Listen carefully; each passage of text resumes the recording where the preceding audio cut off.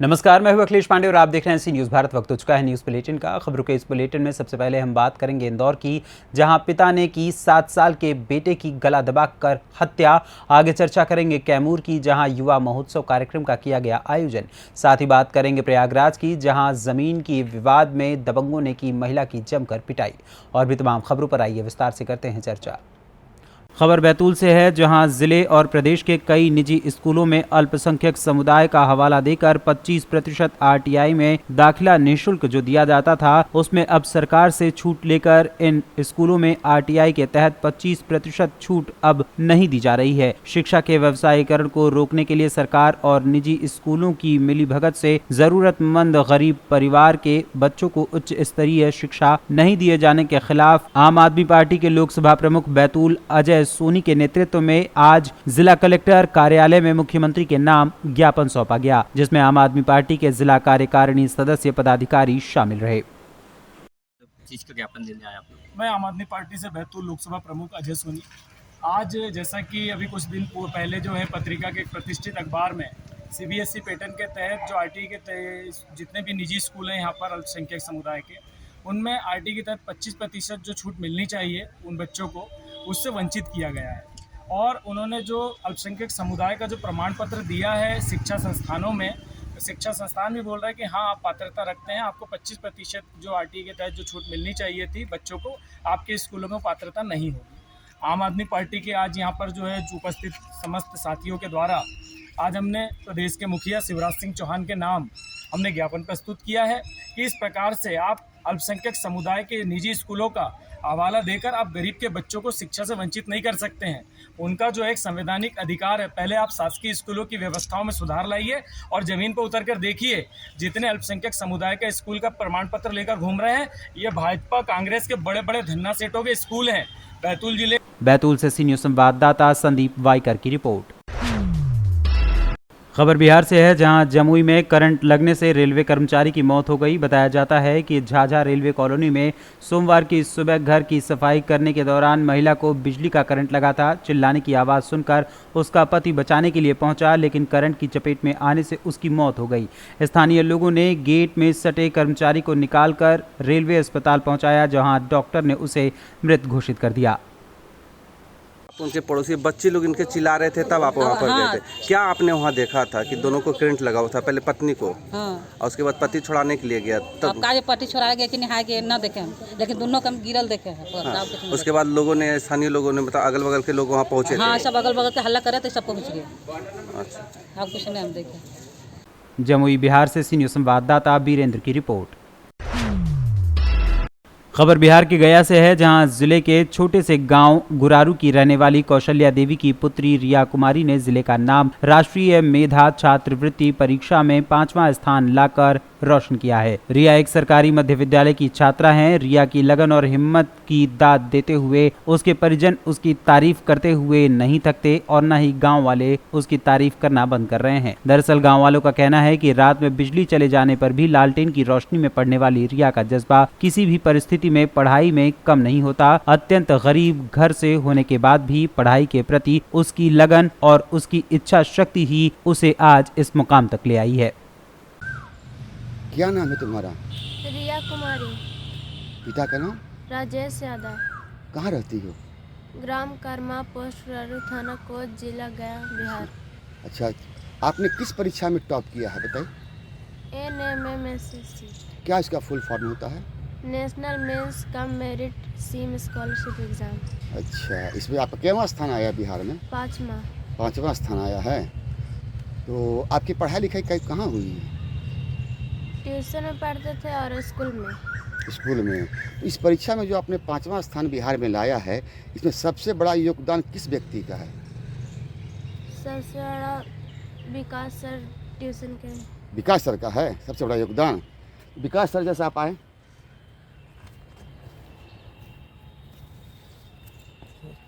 इस बच्ची के बारे में आप बताएं। तो बच्ची बहुत मेहनती थी सर, और शुरू से ही इसमें लगन था मेहनत करने का। जब बहुत सारे विद्यार्थी को हम लोग प्रेरित किए कि आइए और तैयारी कीजिए इसके बारे में, तो बहुत लोग झूठ माने। कुछ टीचर लोग भी विरोध कर रहे थे कि ये सब निकालता नहीं है, सब होता नहीं है, लेकिन इनके माता पिता सब सहयोग किए और ये मेहनत लगन की और बिहार में 5वां स्थान ला करके लाई और टॉप की। तो अब लोग सारे लोग आश्चर्य। गया बिहार से सी न्यूज़ संवाददाता रविंद्रनाथ पांडे की रिपोर्ट। खबर उत्तर प्रदेश के जनपद महाराजगंज के भारत नेपाल बॉर्डर के सुनौली सीमा से है, जहां एक शाम शहीदों के नाम कार्यक्रम का आयोजन किया गया। इसमें भारत सहित नेपाल के जवानों ने भी हिस्सा लिया और इस कार्यक्रम को सफल बनाने के लिए दोनों देशों के जवानों ने देशभक्ति गीत और नृत्य प्रस्तुत कर लोगों को झूमने पर विवश कर दिया। कार्यक्रम के दौरान सशस्त्र सीमा बल के जवानों द्वारा विभिन्न प्रकार के देशभक्ति कार्यक्रम प्रस्तुत किए गए। महाराजगंज से सी न्यूज़ संवाददाता श्रवण यादव की रिपोर्ट। खबर विदिशा से है, जहां अहमदपुर चौराहे पर 16 करोड़ के विकास कार्यों का सांसद रमाकांत भार्गव ने भूमि पूजन किया। इस दौरान उन्होंने बताया कि 5 वर्षों में तकरीबन 2000 के नगर पालिका विकास कार्य कराए गए हैं। शहर में विकास की गंगा बह रही है। ऐसे में आइए जानते हैं उन्होंने और क्या कुछ कहा। आज विदिशा चौराहे पे 16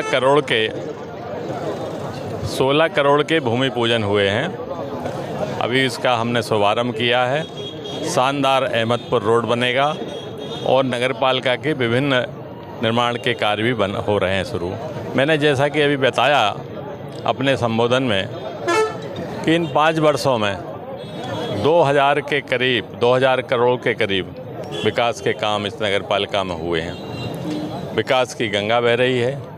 सारे विकास के काम हमारे माननीय शिवराज जी विदिशा जिले में करा रहे हैं। बहुत बहुत धन्यवाद। विदिशा मध्य प्रदेश से सी न्यूज़ संवाददाता पार्थ कुमार की रिपोर्ट। खबर इंदौर से है, जहां तेजाजी नगर थाना क्षेत्र के लिम्बोदी में एक पिता ने अपने ही 7 साल के बेटे की पहले तो जमकर पिटाई की, फिर उसके बाद उसका गला घोंटकर हत्या कर फरार हो गया। वहीं तेजाजी नगर पुलिस ने रिपोर्ट दर्ज कर शव को पोस्टमार्टम के लिए अस्पताल भिजवाकर हत्यारे पिता की तलाश शुरू कर दी है। ऐसे में आइए जानते हैं मृतक के बड़े पापा का क्या कुछ कहना है। मैं लड़के का बड़ा पापा हूँ। प्रतीक मुंडे नाम है लड़के का। उसके पापा ने रात को खाना ना खिला के मैं ऊपर ले गया, तो उसकी दादी ने बोला कि बेटा यहाँ सो जा मेरे पास। तो प्रतीक ने बोला कि मैं मेरे पापा के पास सोऊंगा, मैं कूलर में सोऊंगा और पंखे में सोऊंगा। फिर उसके बाद वो ले गया रात को। अब पता नहीं क्या हुआ। अब हम भी नीचे सो गए। मेरे से छोटा वाला बात नहीं करता था, अलग हम हुआ जैसे कोई बात नहीं। किस हालत में मिला था आपको? आपने देखा था कुछ? मम्मी ने देखा। मम्मी के पीछे पीछे मैं भी गया था। आवाज़ दी मम्मी ने तो फिर दौड़ के मैं गया। मैं बना रहा था खाना, क्योंकि मैं इधर अलग रूम में रहता हूँ। क्या देखा? तो बच्चा पड़ा हुआ था। तो मम्मी अंदर से बाहर लेके आई। बाहर से दरवाज़ा लगा हुआ था, बच्चा अंदर था। जैसे कि कुछ बच्चा जैसे कुछ बोले हुए तो दरवाज़ा खोल के बाहर आवे नहीं, तो इसलिए क्या बाहर से दरवाज़ा लगा के वो चला गया। तो बच्चे के थाना क्षेत्र में एक मर्ग कायम हुआ। इस प्रकार का पूरा घटनाक्रम क्या नाम पर सामने आया? थाना तेजाजी नगर पर मर्ग क्रमांक 42/2023 धारा 174 जाब्ता फौजदारी का आज दिनांक 15/5/2022 को सूचनाकर्ता कंप्यूटर ऑपरेटर सत्यम शुक्ला MYH इंदौर की सूचना पर मृतक प्रतीक मुंडे पिता शशिपाल मुंडे उम्र 6 साल निवासी शंकर मोहल्ला लिम्बोदी की मृत्यु के संबंध में दर्ज हुआ है। घटनाक्रम ये कंप्यूटर ऑपरेटर सूचना ने टेलीफोन से सूचना दिया कि आज दिनांक को मृतक प्रतीक मुंडे पिता शशिपाल मुंडे निवासी शंकर मोहल्ला लिम्बोदी इंदौर को आज दिनांक 15/5/2023 को 9:57 बजे परिजन राजेश मुंडे वास्ते उपचार लेकर आए थे, जो मृत होना पाए जाने से शव मरचुरी में रूप में रखा। इंदौर से सी न्यूज़ संवाददाता सुरेश बैरागी की रिपोर्ट। खबर इंदौर से है, जहां एक महिला की संदिग्ध मौत का मामला सामने आया है। मृतका के परिजनों द्वारा हत्या का आरोप लगाया गया है। वहीं पति द्वारा बताया गया है कि महिला को अपेंडिक्स की बीमारी है और उसी के कारण उसने कई दिनों से खाना नहीं खाया था, जिसके कारण उसकी मौत हो गई। फिलहाल पूरे मामले में पुलिस ने मर्म कायम कर जांच शुरू कर दी है।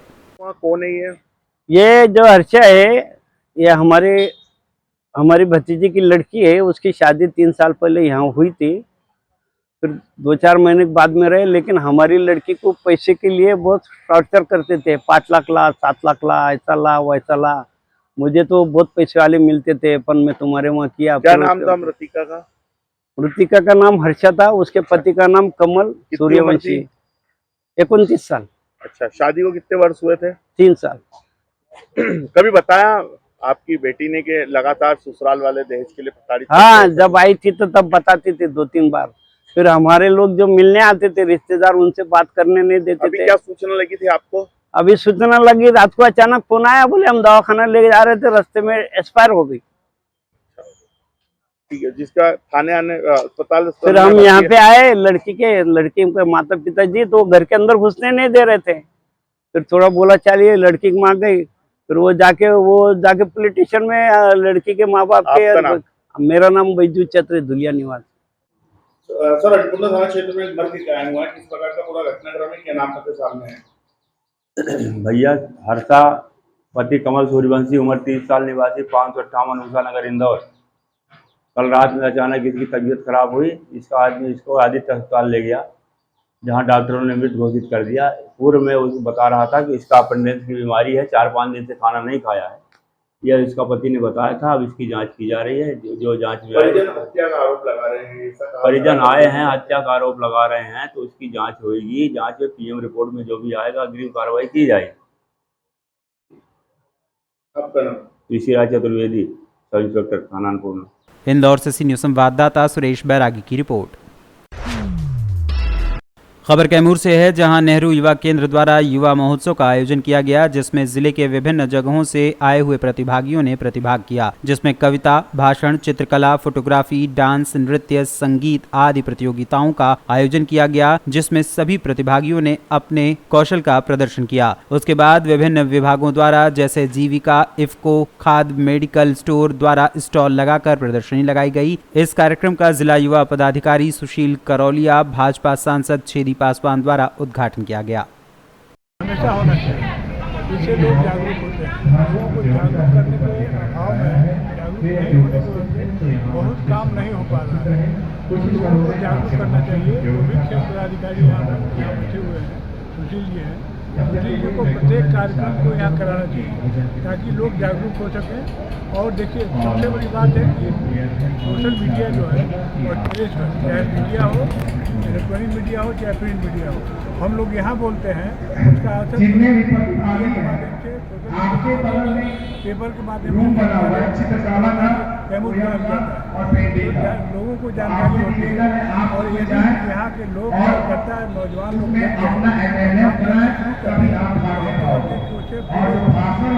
कैमूर जिला को लाभ होगा। उसी को सर, व्यापार मंडल से जो धान नहीं खरीदी जाती है सर, उसका बाद क्या मैसेज? देश भर में युवा महोत्सव भारत सरकार की ओर से मनाई जा रही है, देश के कोने कोने में।